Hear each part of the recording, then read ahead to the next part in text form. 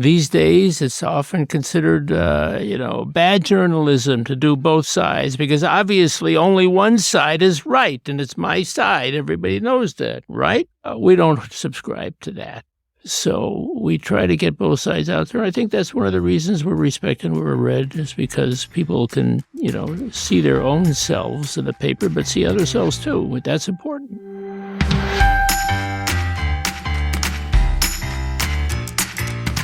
Welcome to the Local News Matters podcast, where we explore pathways to stronger journalism, better businesses, and healthier communities.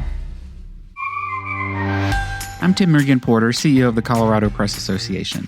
And in each episode, I sit down with guests from newsrooms and others in the local news ecosystem to highlight the innovative work of local newsrooms and those that support them, as well as the crucial questions they face. This episode, I'm excited to bring you my conversation with Rabbi Hillel Goldberg and his daughter Shana Goldberg. Rabbi Goldberg is the editor and publisher of the Intermountain Jewish News, which celebrated its 110th anniversary this summer. The rabbi earned rabbinic ordination in Jerusalem, a doctorate in Jewish intellectual history at Brandeis, and is taught at the Hebrew University in Jerusalem and Emory University in Atlanta. He has written for the Intermountain Jewish News for over 50 years, 12 as its Israel correspondent, 34 as its executive editor, and the last 6 years as its editor and publisher. Shana Goldberg is the assistant publisher of the IJN and web editor of the website, blog, and e-newsletter. She's an honors graduate in history and political science at Brandeis University and the London School of Economics. I hope you enjoy this conversation as much as I did.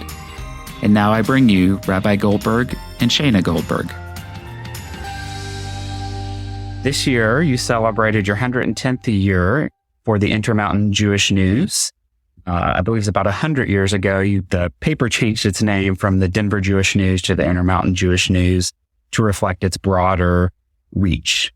So congratulations on that. And why don't we just start with talking to me and our listeners about the importance of the Intermountain Jewish News to its community, its readers. The Intermountain Jewish News is important to its readers, and obviously this is why we are here. But it's also important in a broader sense. It is a newspaper. It focuses on literacy. It presumes it's important to be able to read something and analyze something and not just take something in really quickly and not just live by soundbite news. So in that sense, we regard the Intermountain Jewish News as part of the larger effort in society to sustain literacy and to sustain careful analysis and argument and consideration. The Intermountain Jewish News, more particularly, is important to the Jewish community in many ways. First, it provides basic information. So you might say, well, today information is available every place, anywhere instantaneously. It's not really so. For example, our coverage of Israel is much more comprehensive than you'll get in any single place, no matter which buttons you push. Number two, we gather opinions, diverse opinions.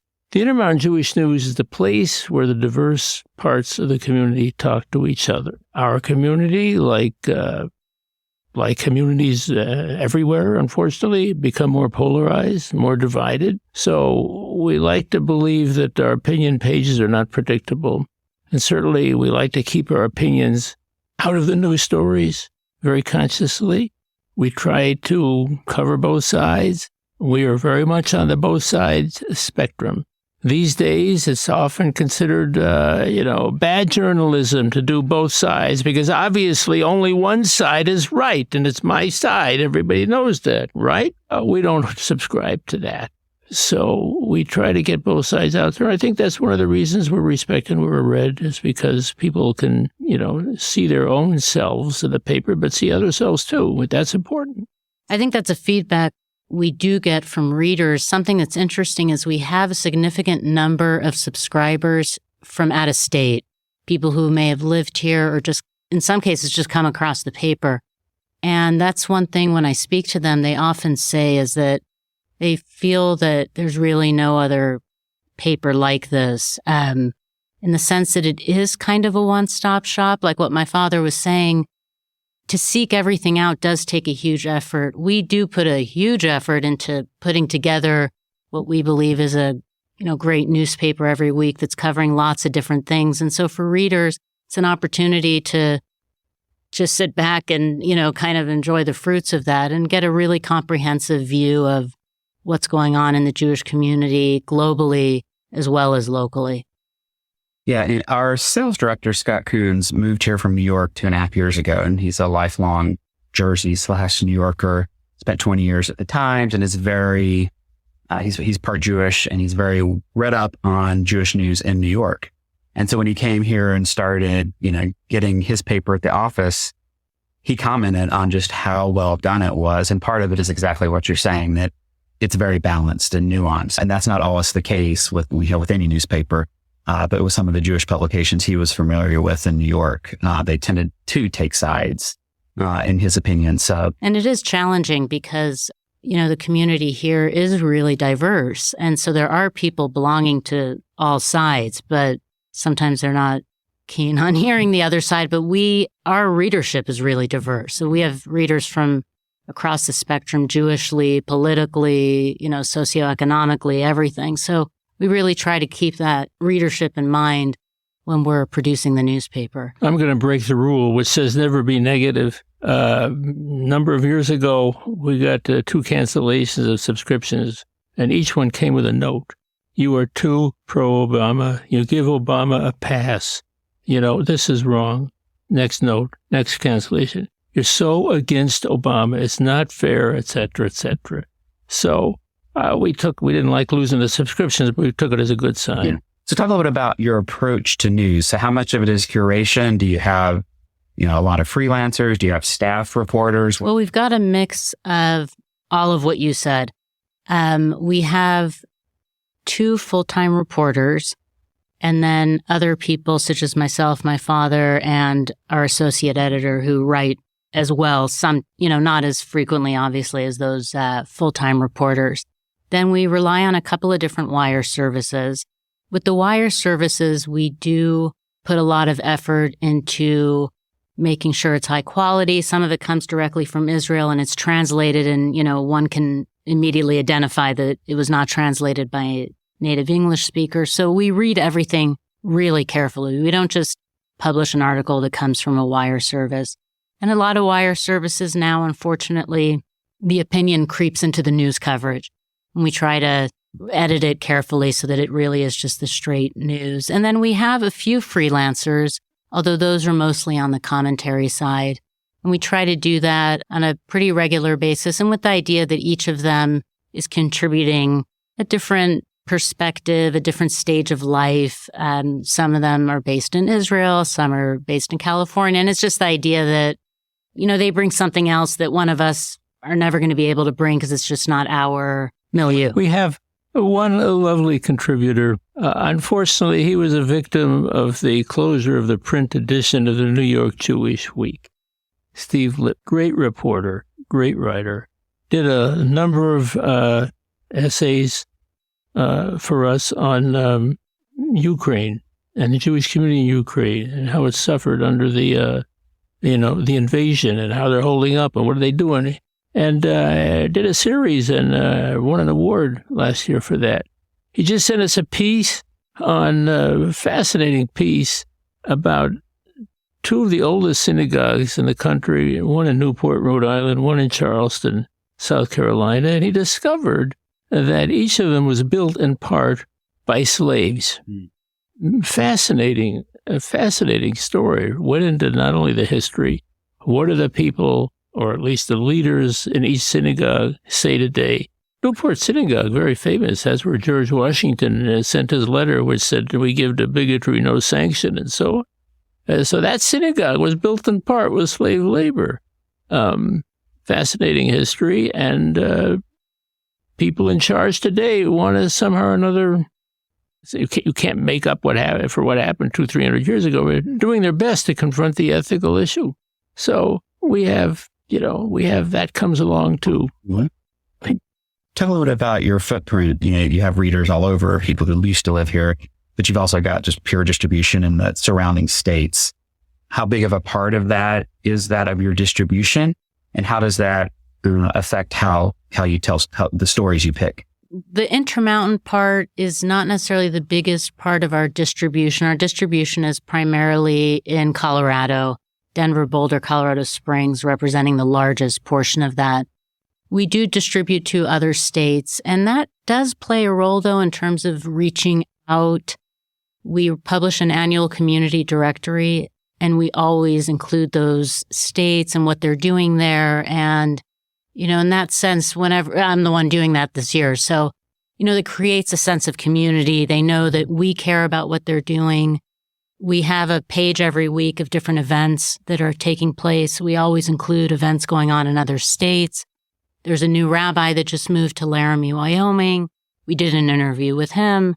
So we keep abreast of what's going on in these other places. And as things happen, like there's a new campus opening up in Great Falls, Montana, of a Jewish institution in New York. We had a big photograph of that ribbon cutting ceremony just this past week. So it plays a role in fostering that sense of a larger Jewish community, that we're kind of all part of this together. You talk about, how are we different from 100 years ago? Well, when the paper has been in the same family for 80 years, you do acquire some lore. So for all these years, up until a few years ago, I always thought that my father received the Intermountain Jewish News from the community organization back then, something called the Central Jewish Council, for $1. Turns out I was wrong. It was $10. So we corrected that major error in our reportage. In this magazine, this large-size commemorative magazine we did for 110th anniversary. So you collect lore, and you collect lore also about the people who work for you. And many of the people who work for us have been with us 45 years and longer, and then other people who've retired were with us for 30 years. So we've got a lot of institutional memory. Let's talk a little about that 110th anniversary edition. So normally you are broadsheet and you're weekly. And then I believe you do these every 5 years. And so it is large format. It's about 10 by 16 or something like that, maybe a little bit larger. 18 months goes into this edition. We try to present the past in a different way every 5 years. One of the things we did this year that we haven't done before is we picked out 16 pages of very dramatic photos. And they were picked out for their artistic value, not necessarily for their news value. Just an artistic statement, an aesthetic statement, although many of them were of important news value. We, for the first time, reprinted many of the obituary editorials that we've done. People have commented that they like the way we remember people. There was a man who was the editor of the paper in Kansas City, and he always used to say, "When I die, I want to die in Denver." And so, how come? He says, "Well, because nobody does obituaries like the Intermountain Jewish News." So we reprinted these.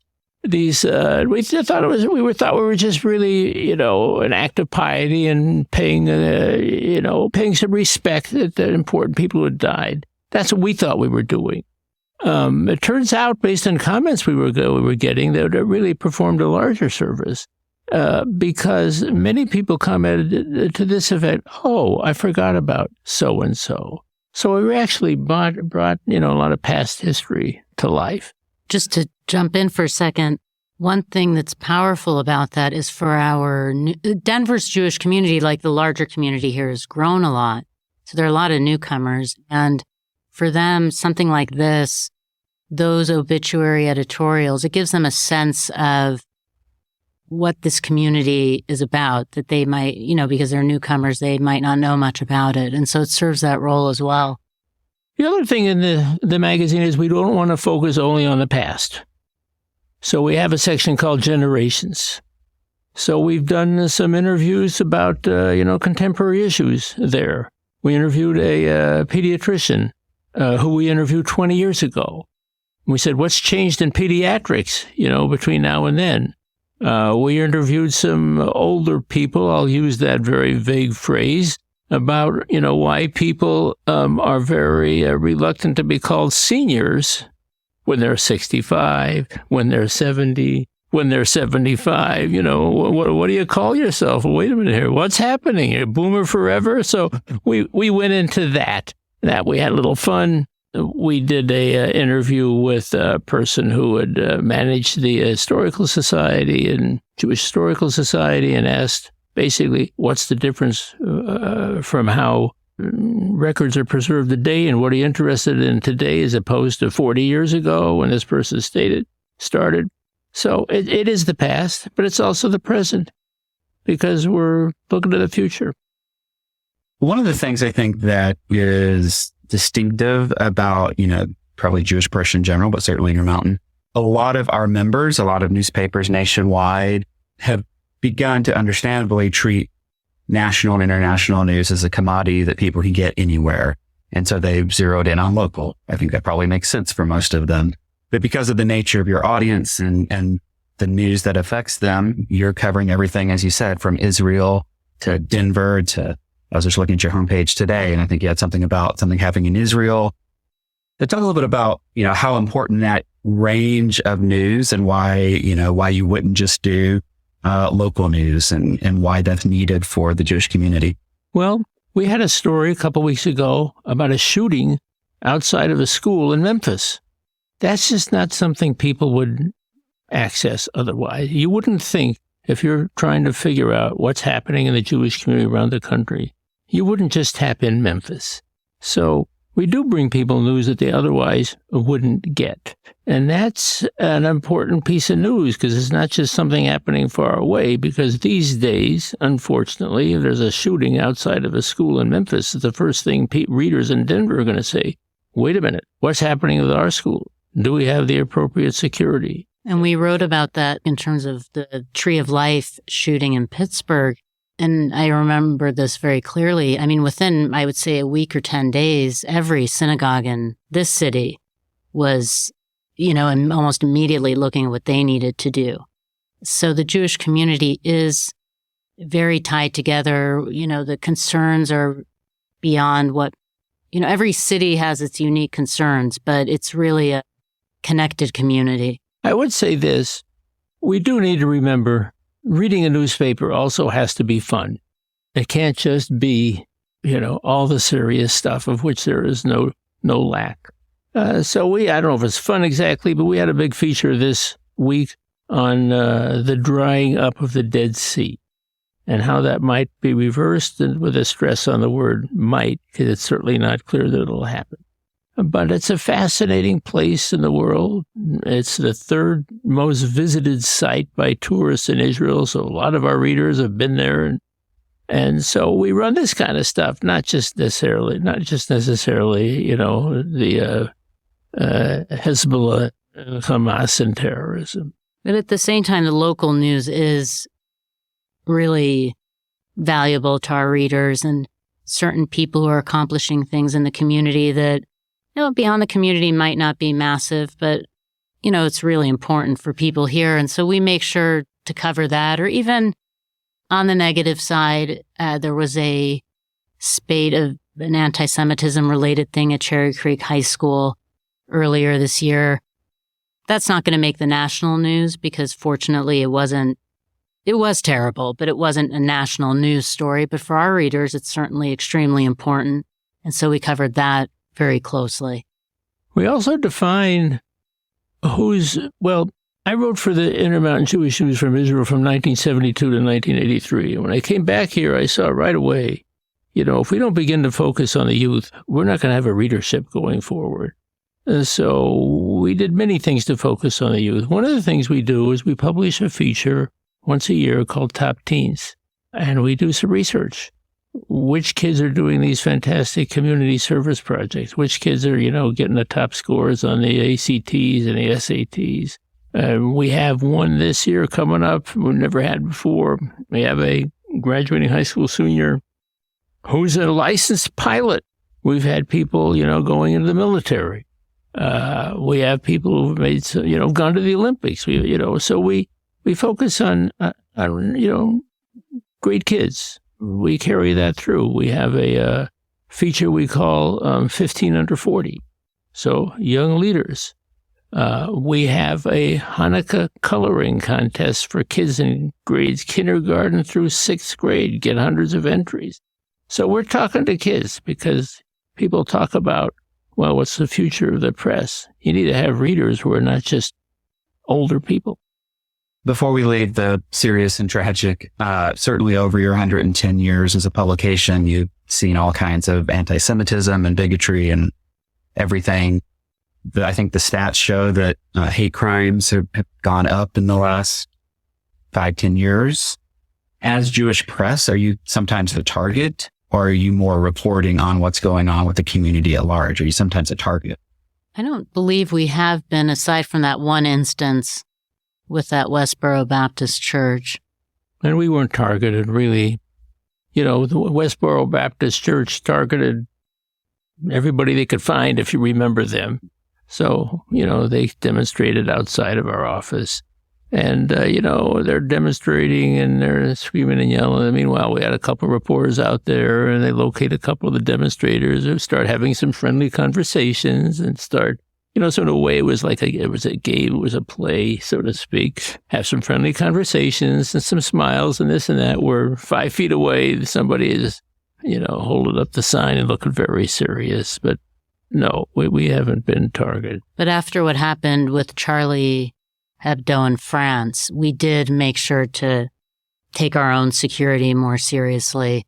Yeah, we put in place a couple of measures, and thank God they've not needed to be. They've not revealed anything. Let's talk a little bit about the business, and I think our listeners will, certainly know what's happened with the newspaper industry over the last almost 20 years now. How has it been different for Intermountain Jewish News? Has the Jewish press been more insulated from both the reader changes as well as the advertising shifts that have gone on in the industry? Well, what's interesting in the Jewish press level is there's a lot of different stories. What I've noticed going to the annual meeting of the Jewish press is that the independent newspapers have actually done a little bit better than some of the newspapers that were community funded and produced, which was sort of surprising, especially during the pandemic.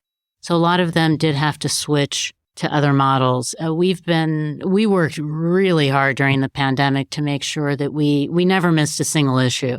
And that was very important to us in terms of being a newspaper that publishes legal notices, but also just in terms of a commitment to our readers, because our readers, the feedback keeps coming back, even from younger, newer subscribers. They rely on the print.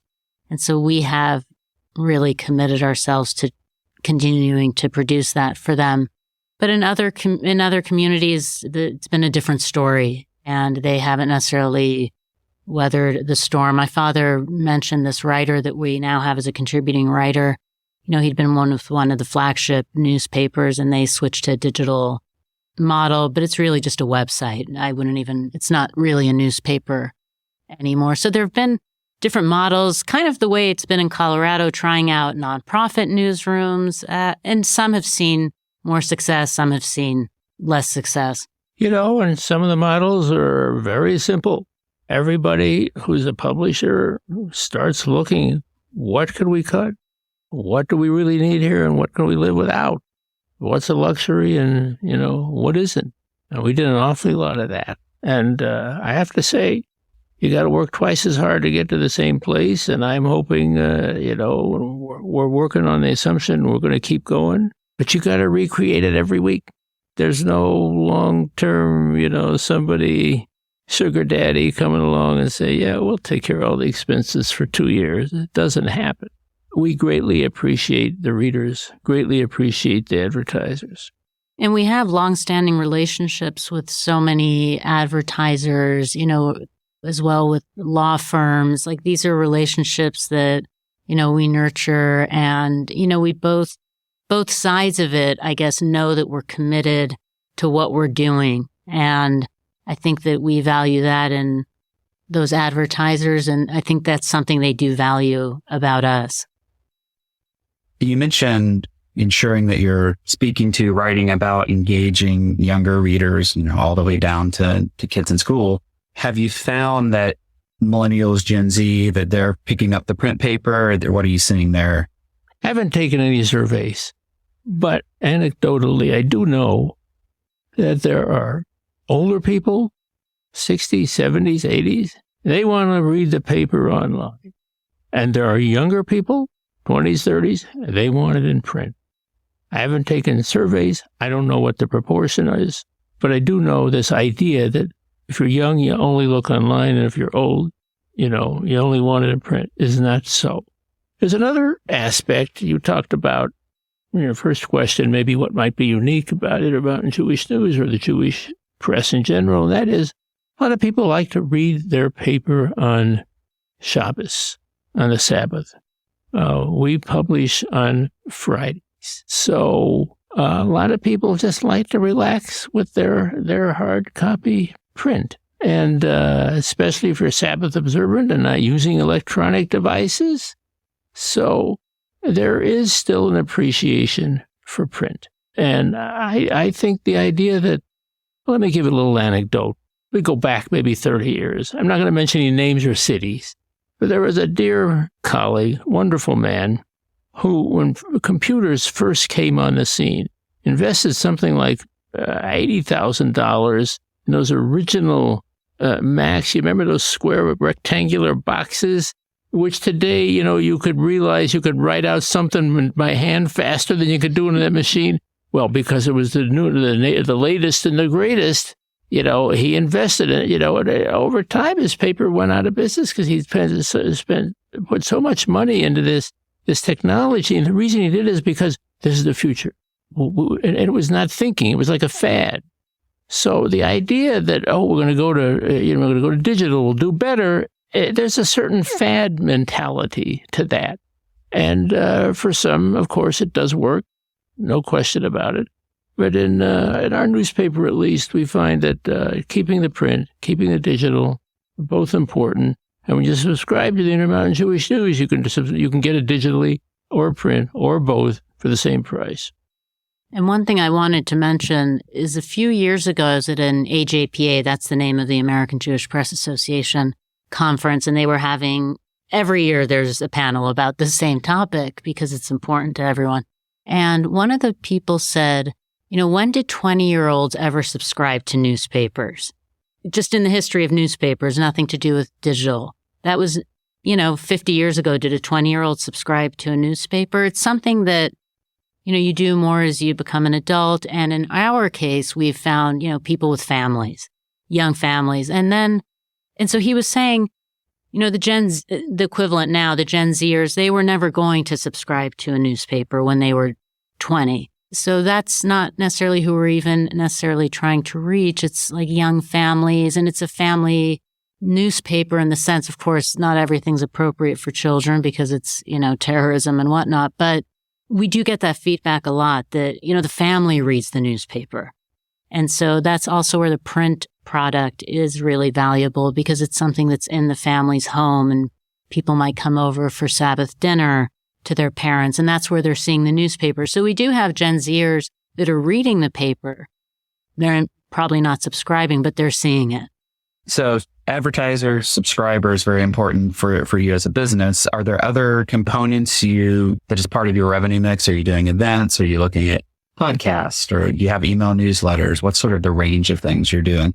Well, we do a lot of the things you said, although we're not necessarily monetizing it, which is something we, want to work on. We're starting a new podcast, and we're doing it as a very soft kind of thing because it's very new to us. And so in the first instance, we will monetize it, but on a very small level because we're starting out. We don't want to oversell something we're not comfortable with. And then I think down the road, we want to monetize that more seriously once we develop the product and really feel confident in what we're selling. Because anything you sell, you don't want to promise something you can't deliver. So in terms of newsletters, we do have a weekly newsletter. It's monetized sometimes if a advertiser does have the option to include a banner within the newsletter. So we do that sometimes if that's something an advertiser is interested in. It's part of the mix of what we offer. Events is something we've talked about getting into. We're doing a huge event next week. Yeah. And we're doing a reception for our 110th anniversary magazine. And then we collaborated with the Golda Meir House Museum. Golda Meir being one of the prime ministers of Israel. She lived in Denver actually 110 years ago. Her sister lived here and she ran away from home in Milwaukee to live with her sister. And she always said that that's where she was awoken to Zionism and politics, socialism, etc. It's because I guess her sister's house was kind of a hive of political activity. So we collaborated with that museum to do an exhibition that picks individuals from some of the individuals from Colorado, Jewish individuals who just had a huge impact in Colorado, but beyond. Like, for example, apropos, the person who invented Barbie was a Jewish woman from Denver. So people like that who were from here, but, they really had a massive impact. So that's an event that we're doing. It's not monetized. Again, we're putting our foot into it, and we're just kind of seeing the components that are involved with doing something like this. And I think that it is something we would like to do because I think that we could do some great events because of our relationships with different people in the community could really bring something to an audience. Like we were talking about that recently. Yeah, but on the other hand, you asked, how do you adjust to the more difficult economic atmosphere for newspapers? Well, a lot of other places that do events, they're basically independently funded. And so that's very nice. But if you're not independently funded and then you decided to fund an event, those are the kind of hard decisions you need to make and the priorities you need to establish. What do we want to do here? Have a great event or make sure the paper comes out next week?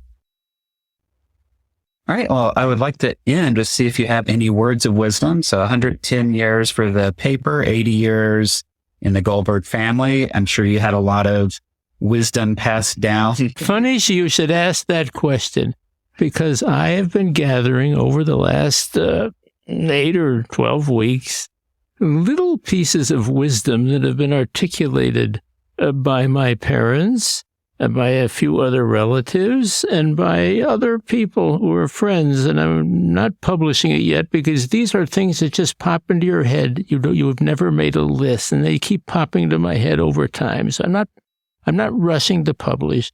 But my dad used to say, for example, I wish I had a rich father like you have. Or he used to say, influence is something you think you have until you try to use it. My mother used to say, so apropos, when you read all these medical statistics, well, 70% of the patients, do very well, and 98%, and so forth. My mom used to say, if it happens to you, it's 100%. Another thing she used to say, very apropos about the context of newspapers, is there are no secrets in this world. She used to say, the most expensive things in life are those that are for free. I've collected a couple of others that I ever heard. I don't think are printed. Abba Eban, the famous orator from Israel, once said, an expert is somebody who knows everything, but nothing else. My friend Michael Steinberg from St. Louis just told me a great one. He said, success is a poor teacher. Rabbi Soloveitchik, I heard say, thank God for all the prayers that weren't answered. So we're gathering up the little pieces of wisdom. We'll be publishing them sometime in the next month or two. Shana, Rabbi, thank you very much. Thank you for the opportunity. Thanks so much. Thank you for listening to the Local News Matters podcast. And thanks to the Rabbi and Shana for the important work you do. Check out our show notes to find links to IJN and others. A final thanks to our production partners at Pirate Audio. Pirate Audio believes every community deserves great things to listen to, and they are on a mission to help local newsrooms reach their communities via audio. If you're interested in starting a podcast or need production support for an existing one, let me know and I'd be happy to connect you. If you like this episode and what we're doing more generally, please follow in your favorite podcast app. Leave us a 5-star review on Apple Podcasts and tell your friends about us. I appreciate the support. You can find past episodes, full transcripts, and relevant links And sign up for our newsletter at localnewsmatterspodcast.com or for lazy typists like me at lnmpod.com. You can also follow us on most social media channels at lnmpod. If you have recommendations of others doing interesting and innovative work in local news, let me know through the contact form at the website lnmpod.com.